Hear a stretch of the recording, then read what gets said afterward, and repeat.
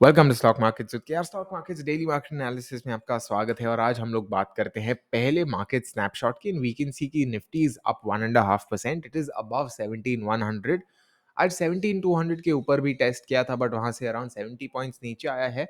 That's okay considering की lower levels भी उसने रिटेस्ट किए थे। In fact if we see today's low, it was actually 16,987, मतलब 17 के को भी रिटेस्ट किया था उसने after a gap up open was quite significant. 60 points नीचे गया और उसके बाद ऊपर आया। So I think it's a good sign overall. And if we consider the to the close open to the close, then it's still around a 130 point movement. So आधा जो movement था, that was thanks to the gap up.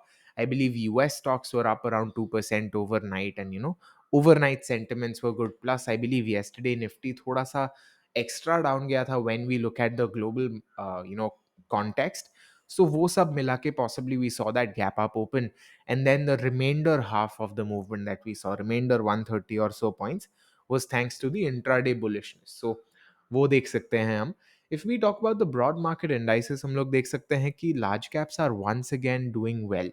और VIX के अलावा सब बाकी positive है. And in fact VIX is very interesting. VIX is suppose to be the volatility index, पर अगर हम लोग विक्स की वॉलिटिलिटी पे कुछ बनाते हैं, then I am sure that index would be nearing its high, because VIX 20 के ऊपर नीचे बहुत जा रहा है. And that is kind of very interesting to see. Sectors देखते हैं तो apart from FMCG and health care, the other sectors are doing fairly well. In fact हम लोग ने पहले बात की थी कि how health care and FMCG are two sectors जो लोग, जब निफ्टी नीचे आ रहा था लगभग ये फेज में, तब those two sectors were holding their ground fairly well. So it only makes sense कि अभी वो थोड़ा सा अंडर परफॉर्म कर रहे हैं. एंड गेनर्स में we can see the top gainer is from the top sector today, metals. उसके बाद आते हैं banks. We've got Tata Motors, एक bonus entry की तरह, and then again metals, Adani Ports, banks and such. So overall a good mix of stocks. Note कि यहाँ पर top stocks, top 3 top 4 stocks में से एक भी नहीं है. ICICI bank is the top 5th stock of the Indian markets. Kotak bank is I believe 6th और 7th. सो वो सब है, but we aren't seeing anyone from Reliance, HDFC bank, HDFC Infosys, वो सब नहीं है, but that's fine. Ultimately these were able to help lift Nifty to these levels क्योंकि इतने ऊपर गए थे ये. So that's what we're seeing. अगर निफ्टी का डेली चार्ट देखते हैं, then we can see it's almost like a bullish हरामी पैटर्न. बुलिश हरामी कब होता है कि बेसिकली जब एक पहला हम लोग एक बड़ा सा रेड बार देखते हैं और उसके अंदर we see a small greenish bar. This is not a small bar, and plus we can see the high is above, but रफली speaking it shows a similar price movement. Basically क्या दिखा रहा है कि फिलहाल ये वाले जो लेवल्स है, नीचे वाले लेवल्स, वो रिजेक्ट किए गए हैं, which is a good sign. It's a positive sign, it's a bullish sign for the markets. But higher levels भी रिजेक्ट किए हैं. So as of now it's still in state of stalemate जैसा. अगर हम ये देखते हैं, these are the drawings that I had made, we can see कि 17,330 आसपास हम लोग को पहला सेलिंग देखने मिला था इंट्राडे में. इंट्राडे चार्ट दिखाता हूँ आपको. So around 17,330 is when we saw the first round of selling coming in here. उसके बाद हमने सेलिंग देखा था 500 के आसपास. So I think those levels will be important to clear on the upside. और अगर डाउन साइड देखते हैं, plenty of supports now that is broken 17,120 as well. पर हम लोग देख सकते हैं सेकेंड हाफ में बहुत सारा सेलिंग आ गया था. The thing is, despite that, it has actually made a higher low. यहाँ पे पहला लो बनाया था, उसके बाद ये माइनर लोज थे, फिर यहाँ पे एक थोड़ा सा डिप जैसा लो बना था, यहाँ पर एक बना था. And after that, I am not counting these lows because they are barely a few blips. और उसके बाद नीचे आके this is still higher than this, which is in my view a good sign. So even though momentum थोड़ी असर हुआ है momentum पे, it's come down a little. Overall, it does look good, which is a good sign. It's a bullish sign as of now.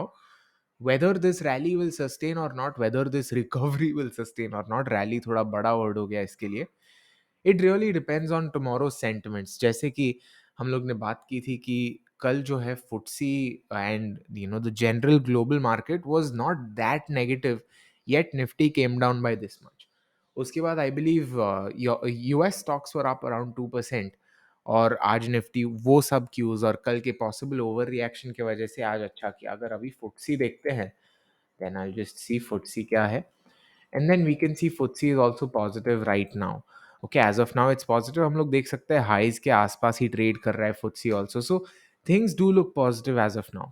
अब क्या ये positivity कल Nifty को 250 के ऊपर होल्ड करने देती है कि नहीं? आई think that is what will really make और ब्रेक निफ्टी। बिकॉज अगर हम देखते हैं यहाँ पर, देन वी सीन दैट 250 200 के ऊपर बेसिकली थोड़ा सा नर्वसनेस आ जाता है। This is a level that we can see here, मेरे क्रॉस हेयर पे आप देख सकते हो 210 के आसपास। That level might be the very first hindrance that Nifty might face. In fact even अगर हम लोग इंट्राडे चार्ट देखते हैं आज का, then we can see this is the level that I am talking about. यहाँ पे पहला ही उसको फटका यहाँ पे पड़ सकता है if it holds I would say 17,120 or so, or 17,150 पहले, then I think it will just show कि हाँ अच्छा काफ़ी bullishness है, because holding this level here इतना इतना close है फिर भी, that would just mean कि buyers are very interested in buying at this level. So first holding this might just mean कि ये 210 वाला क्रॉस कर सकता है, गिवन कि इतना जल्दी हायर लेवल पे बाइंग इंटरेस्ट है। But that is where I would basically keep my eyes set at. अब अगर आज आप ट्रेड कर रहे होते, then possibly you might have thought यहाँ पर, और पॉसिबली यहाँ पर, दैट अच्छा यहाँ पे नीचे आके रिकवरी जैसा दिया है उसने, let's see test quantity enter करते हैं या नहीं। Or if you are just taking notes from the past 2 days, what you might have done is you might have actually shorted somewhere around here. तो आप शायद यहाँ पर निफ्टी शॉर्ट किए होते या यहाँ पर किए होते।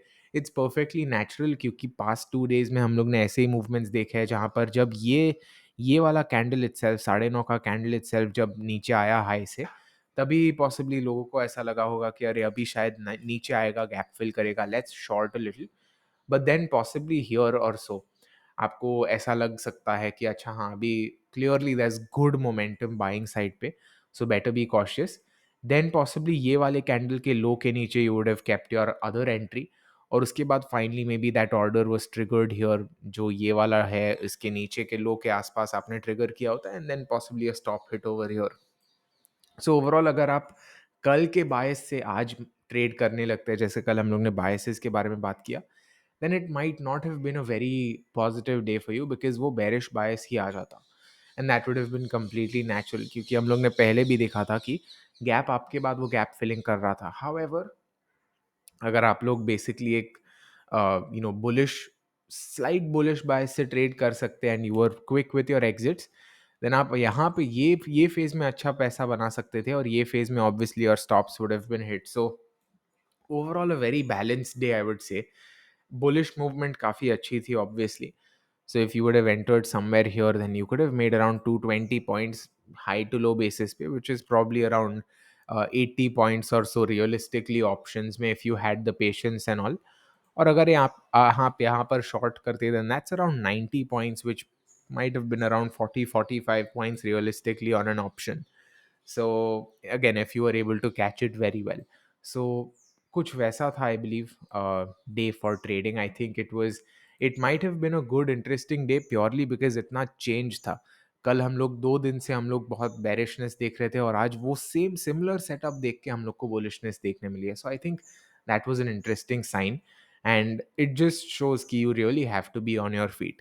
अगर अब हम बैंक निफ्टी के बारे में बात करते हैं, then we can see it's actually the highest close for bank Nifty since November and 25 November के बाद ये हाईएस्ट क्लोज है बैंक निफ्टी का। I think that is a very good sign, because ये जोन में ही हम लोग ने सेलिंग देखी है। Now the next stop, if it's actually able to close about 36,800, I think that just clears the path for another 400 or so points for bank nifty, which is obviously going to be good.